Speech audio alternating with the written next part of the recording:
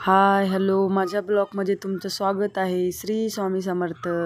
आज आम्ही सकाळीच लवकर उठून ट्रेनमध्ये जायला निघालो होतो। मला गावाकडे वगैरे जायचं होतं। माझ्या आईच्या इथं गणपती गौरी वगैरे असतात ना, त्यानिमित्त आम्ही गावाकडे जाणार होतो। आणि त्यानंतर मग आम्ही ट्रेनमध्ये तिथं गेलो आणि ट्रेनमध्ये वगैरे बसलो। आणि परी बघा खिडकीमधून कशी बघत होती। परी खूप एन्जॉय वगैरे करत होती आणि परीला खूप भारी पण येत होता, खूप हसत पण होती। नंतर परी झाडं वगैरे बिल्डिंग वगैरे पण बघत होती आणि खिडकीमधून बघून खूप एन्जॉय करत होती।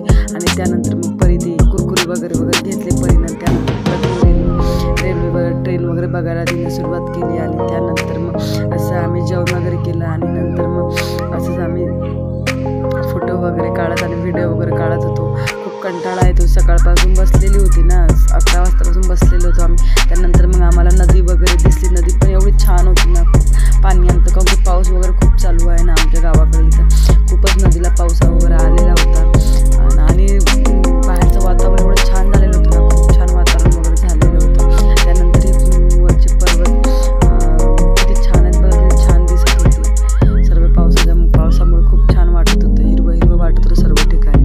आणि त्यानंतर मग असं आम्हाला संध्याकाळ वगैरे झाली होती, खूप संध्याकाळ झाली होती। 8 वाजले आम्ही गाडीतून, आम्हाला खूप लेट होतं। फायनली आम्ही पोचलो आहे संध्याकाळी गावाकडे। आम्हाला ना 12 वाजले होते घरी यायला, पाऊस पण खूप चालू होता आणि इथलं कंटाळलो सकाळपासून बसून। आणि फायनली आम्ही 11 वाजता पोचलो आणि मी काही शूट वगैरे करू शकलो, माझी कॅपॅसिटीच नव्हती काही बोलायची। नंतर जेवण वगैरे केलं आणि निवांत झोपलो आणि आता सकाळ झाली। आणि असा होता आमचा पुण्यापासून तर गावाकडचा प्रवास। आता पुढचा तुम्हाला आमचा ब्लॉग बघायचा असेल तर माझ्या बायोमध्ये मी टाकलेला आहे, तुम्ही नक्की जाऊन बघू शकता। आता आमच्या गावाकडे गणपती गौरी वगैरे आहेत माझ्या आईकडे, तर आता मी जाणार, तो ब्लॉग पण तुम्हाला तुमच्यासोबत शेअर करणार आहे। हो, असा होता आमचा ब्लॉग पुण्यापासूनचा। चला भेटूया नेक्स्ट व्हिडिओमध्ये। सबस्क्राईब करा आणि लाईक करा। Okay bye.